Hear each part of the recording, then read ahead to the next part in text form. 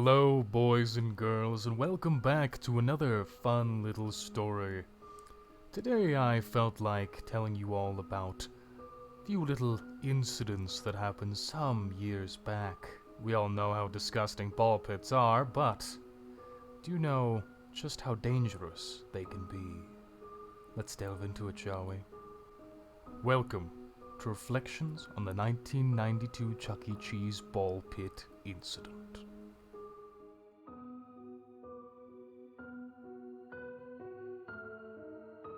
I was 16 years old at the time.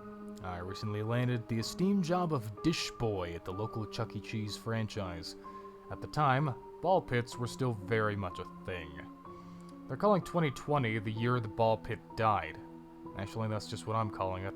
But I don't see a resurgence of ball pits taking place after coronavirus clears up. I say good riddance for a couple of reasons. First, ball pits are fucking disgusting, if you didn't know that already. Second, well, let me give you a bit more background. Then it'll all make a bit more sense. Maybe with enough context, you'll believe what happened to me. Back to 92. As a 16-year-old Chuck E. Cheese dish boy, part of my job was to clean the pit at the end of every month. We'd pull all the balls out, put them in massive tarps, and spray them with disinfectant, then pile them back in. It took hours. You wouldn't believe the type of shit we found at the bottom of the pit. Cheap toys kids had won at the arcade, beloved blankets belonging to little girls and boys lost forever in the sea of plastic, and moldy slices of pizza that had been there for weeks, just to name a few treasures. Because it took so much effort to take out all the balls, we did preventative maintenance. After closing every night, I got sent into the danger zone with a bottle of Odoban and a fresh roll of Bounty paper towels, with the express purpose to identify dirty balls and giving them a once-over. Despite the task sucking mightily, my fellow high school co-workers and I had some good laughs with it. The manager of the franchise, who also owned it, reminded me of a lot of Gustavo Fring from Breaking Bad. Not because he was Chilean, he wasn't, nor because he owned a meth empire. He didn't, at least not that I know of. But the manager had this crazy attention to detail and expectation of excellence. He would make his Chuck E. Cheese franchise the most successful of all time, or die trying. He died trying. Heart attack, 94. But that's not the focus of this story, so let's get back to it. Ball pits, yeah, disgusting and impossible to clean. Kids' faces smeared with grease and cheese would dive into the fucker head first. I shit you not, one time I saw a kid standing on the edge of the pit and taking a piss right into the middle of the thing. No bueno. Especially in 2020. Not a chance governors are going to be signing off on that shit again. You probably haven't heard much about what I'm going to tell you. As I mentioned earlier, most people haven't, because it took place in '92 in a shithole mid-Atlantic suburb. There was some brief press about what happened, a few urban legends about the dangers of letting your kids go near a ball pit, right alongside with the ones with the HIV-laced needles being put in the coin slots of public payphones, but eventually the cops chalked what happened to a standard abduction. That was that. Kids started diving headfirst in, all over again. The kid who disappeared was named Miles Penrose, 8 years old. He was attending the birthday party of one of his friends. All of the families were there. The moms chatting about their suburban existences, the dads pounding beer and talking about the glory days. The party started around 3 o'clock, and they booked a roped-off area until 7. 4 hours for the kids to go wild, slurping coke, scarfing down pies as fast as they could cook. Scarfing down pies as fast as the cooks could make them. A little after 4 o'clock, Miles went missing, and his mom went ballistic. They shut down the restaurant, made sure everyone had stayed inside, and the cops started taking statements. There was so many people there, the questioning went long past midnight. Miles' mom continued melting down. His dad stared around angrily, accusing everyone in the restaurant with his eyes. There's a classic Hollywood plotline that you have 72 hours. 3 days until your chances of finding whoever went missing whittle down to a zilch. But Miles was long gone as soon as he went below the surface of the ball pit, and no one saw what happened but me. I was bussing tables when I saw a flash of movement, looked through the ball pit area's plastic windows. Miles had been standing alone in the pit, smiling. If he was actually friends with whoever's birthday it was, he was just a sympathy invite. He sure as hell wasn't one of the popular kids. Quiet-looking type. Red hair, goofy smile, fell out of the ugly tree and hit every branch on the way down. But for a few seconds when I saw him, before he disappeared, I could tell he was a nice kid, just gave off that vibe. Suddenly, from all around Miles, pale arms reached up. 7 arms, exactly. The arms were so translucently pale that the veins stood out like dark blue extension cords. Miles' expression changed to one of utter horror. Whatever was beneath the pit had grabbed onto him. I thought it was just the other kids messing around but the arms looked old, almost dead, like they'd come up from beyond the grave. Miles started slipping below the surface of the pit. He was screaming. I could see his terrified expression through the plastic windows. But the other kids were screaming too, high on sugar and having the time of their lives. Nobody noticed when Miles went below completely. He was reaching out of the pit, up towards some invisible life preserver that wasn't there. Our eyes met for a second. Then one of the hands reached up, covered his face, and yanked him violently beneath. The only sign Miles had ever been there was a small disturbance in the pit. The balls trying to follow the source of whatever was pulling downward. Sort of like a sarlacc in Return of the Jedi. Grains of sand falling into a dark, gaping maw. But the pit was so stuffed with plastic balls that there was nowhere for them to go. They just rolled around on top of each other as Miles disappeared. The kids carried on playing. I stumbled back into the restaurant with a plastic container full of dishes and started cleaning them, too terrified to tell anyone what actually happened. 30 minutes later, Miles' mom noticed he was gone and went looking for him. The cops questioned me just like everyone else in the restaurant. I was the only one with a story worth considering. I saw him disappear into the pit. Disappear? Yeah, he disappeared. What do you mean he disappeared? There were 7 hands all around him. They reached up from beneath like they were coming from the grave or something, and they pulled him down. The cops looked at each other. I could tell they thought I was some dumb kid trying to be a pain in the ass. You watch a lot of horror movies, son? Yeah, I do. It was the truth. I wasn't gonna lie to the cops. I always loved horror movies. Horror movies about zombies, maybe? The living dead? Why does it matter? Will ask the questions, son. The manager / franchise owner, the one who had died 2 years later from a heart attack, came over. Is there a problem, officers? The cops shook their heads. No problem, just taking statements from this young man here, but we're finished. The franchise owner grabbed me by the shirt and pulled me aside. Get your ass back to the kitchen and clean the dishes.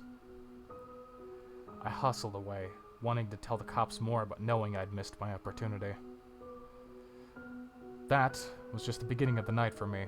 The manager told me to call home and tell my parents I'd be helping empty the ball pit to look for any signs of Miles.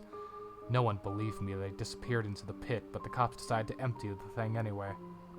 2 hours later, after we had gotten all the balls out, I saw something strange. Something I'd never seen before, even though I'd cleaned out the pit half a dozen times. Built into the wood floor of the pit, past slices of rotten pizza and cheap plastic toys kids had won in the arcade, there was a trapdoor. Snagged on a rusty, protruding nail at the trapdoor's edge, there was a coin purse. It was one of those fake kitty wallets that moms give their sons and daughters on trips to places like Chuck E. Cheese, so they don't have to carry around a bunch of loose change in their pockets. I looked closely at the coin purse to see that it was embroidered with a name. Miles. When I told the cops who were helping out about the trapdoor, they came over to take a look. The manager was huffing and puffing, shoved me out of the way. He looked ready to commit a murder. What's under the trapdoor? One of the cops asked.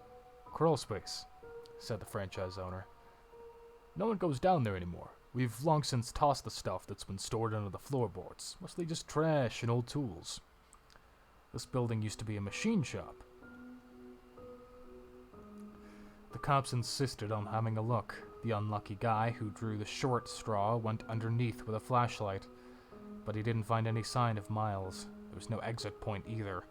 The trap door led into the crawl space beneath the building, but nothing led out.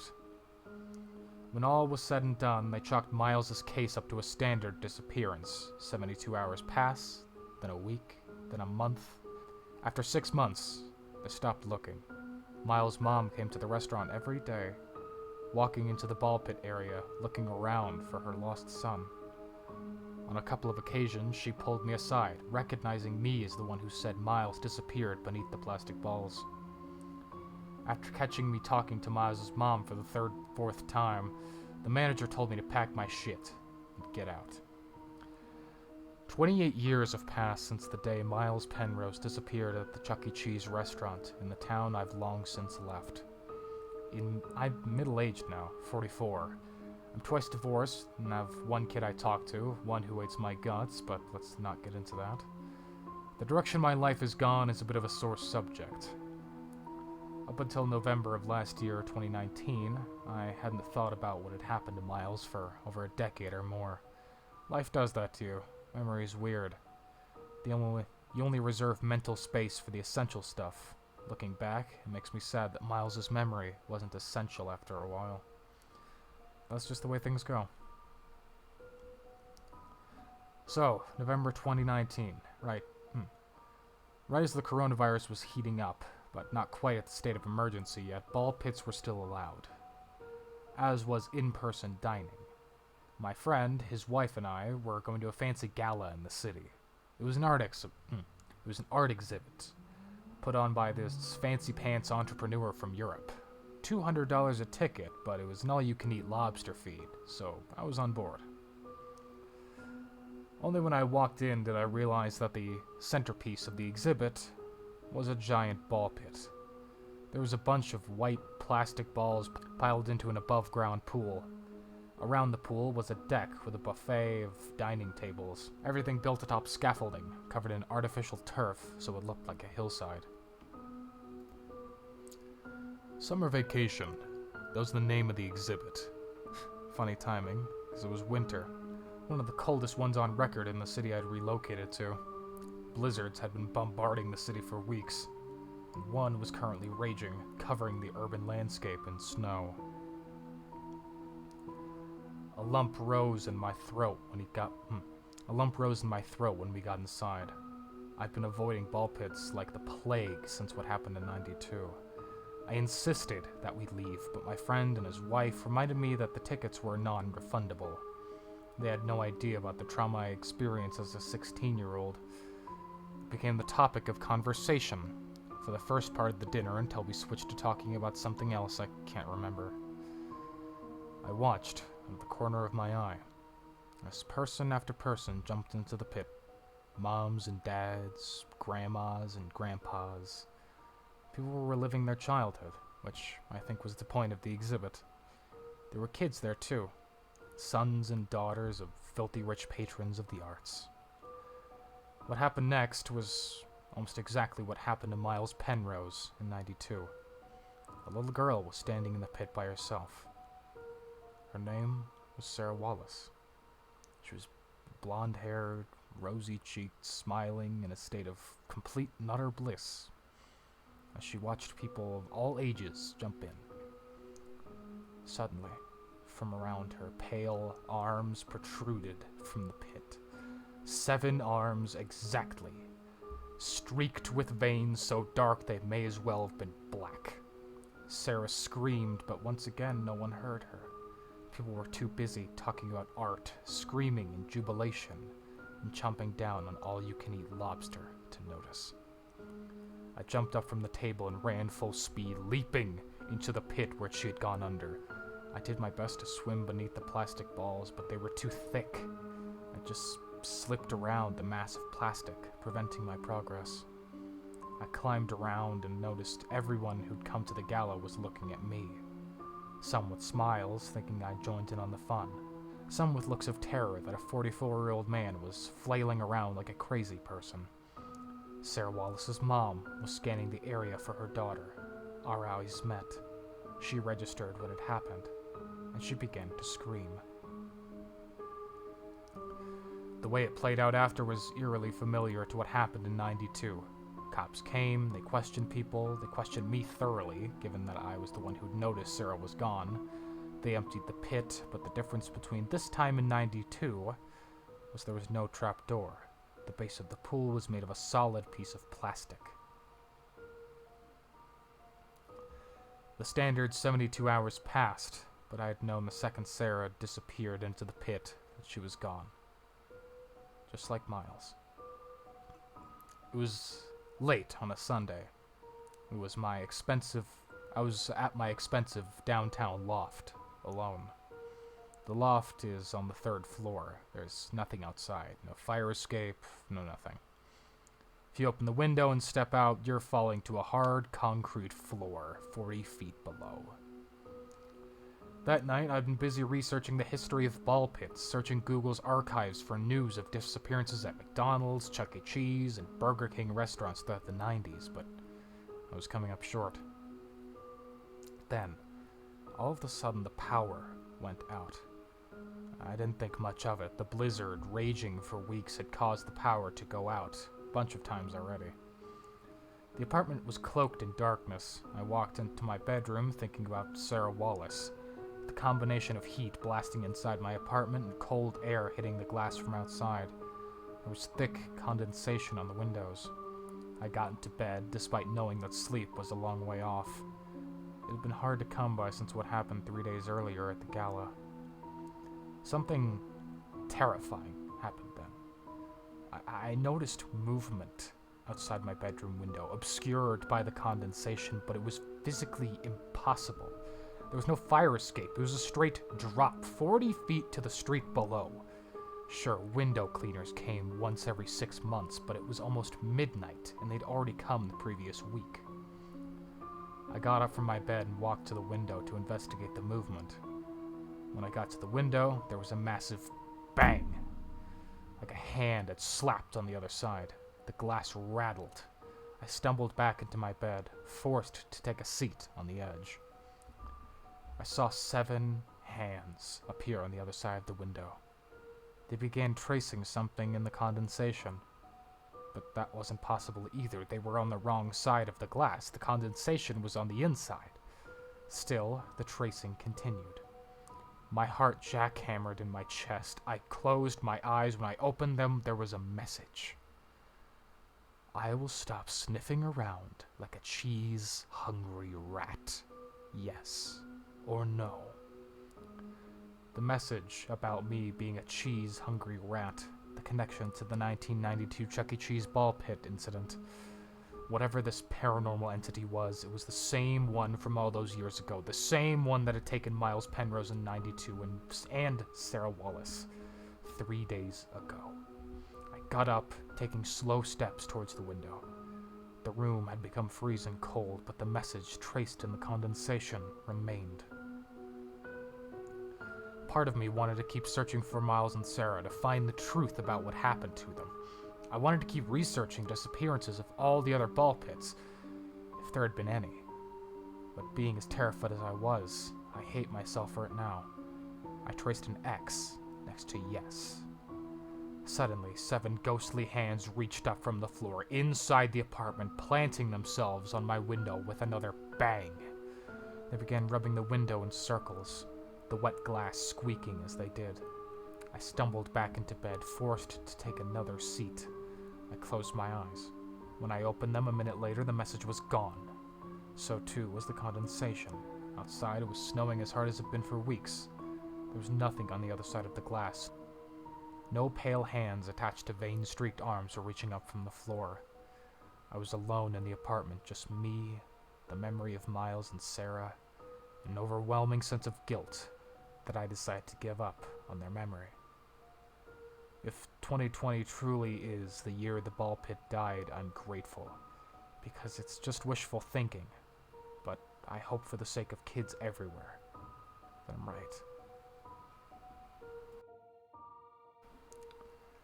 Well, I hope you all enjoyed that little story. And if you did, please like, subscribe, go check out some of our other spooky tales or other videos on this channel. I'm not in most of them, of course, but I'm happy staying here in my little box. All of you have a lovely night, and sweet dreams.